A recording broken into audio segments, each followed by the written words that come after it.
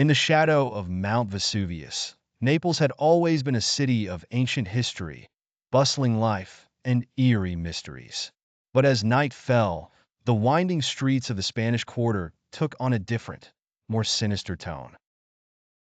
Locals knew to avoid certain alleys after dark. They whispered about ghostly figures, the restless spirits of those lost in forgotten tragedies. In one such alley, hidden beneath the crumbling facade of an old building, an unmarked door remained bolted shut for centuries. No one dared open it until a group of curious strangers arrived, oblivious to the curse that lingered within. The strangers, unaware of the warnings, were drawn to the old door as if something was calling them.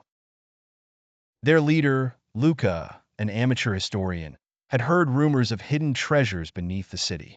Ignoring the nervous whispers of his companions, he forced the rusted lock open with a crowbar. As the door creaked, an icy wind rushed from within, chilling them to the bone. The scent of decay and something ancient filled the air. Inside, darkness stretched out, but faint whispers echoed from the depths. "We shouldn't be here," one of them muttered, but Lucas stepped forward, eager to uncover the secrets of Naples. Luca's steps echoed as he ventured deeper into the darkness, his flashlight barely piercing the gloom. His companions followed reluctantly, their faces pale with fear. The whispers grew louder, yet no one could understand the words. The air grew thick, almost suffocating. As they descended further, they stumbled upon a narrow staircase carved into the stone, leading underground. The walls were lined with cryptic symbols, glowing faintly in the dark. A cold realization hit them. They were not the first to enter this place, but perhaps they would be the last to leave.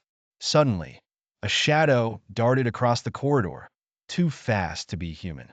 The group froze in terror, but Luca pressed on, oblivious to the warning signs. The deeper they went, the colder the air became, thick with a sense of dread. Luca led them through a narrow passage, where the walls seemed to pulse as though alive. Suddenly, a piercing scream echoed through the dark. The group froze, their hearts pounding.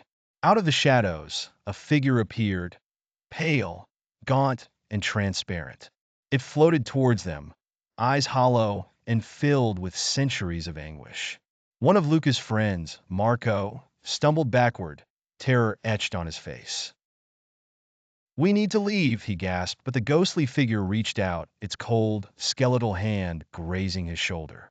Marco screamed as the icy touch sent waves of agony through his body. The others stood frozen, horrified by the realization they were not alone in this ancient tomb. Marco collapsed to the ground, clutching his shoulder, where the ghost had touched him. His skin was turning pale, veins darkening as though the life was being drained from him. Panic erupted among the group. Luca tried to pull Marco to his feet, but Marco's eyes had glazed over, his body shaking violently. "It's got me. It won't let go," he whispered, voice weak. As the others backed away, the ghostly figure multiplied. More spirits began to emerge from the walls. Their forms twisted with pain, their eyes locked on the intruders. The whispers became louder, almost deafening. Lucas shouted over the noise, "We have to move now!" But the spirits were closing in, and the exit was nowhere in sight. With Marco fading fast, Luca and the others ran, desperate to escape the cursed crypt. The spirits wailed behind them, their hollow eyes glowing with fury. Every step they took seemed to drag them deeper into the labyrinth beneath Naples. The walls began to shift, closing in, trapping them. Just as they thought all hope was lost, Lucas spotted a faint light ahead. "This way," he shouted. But as they reached the glowing doorway, the ground beneath them cracked open.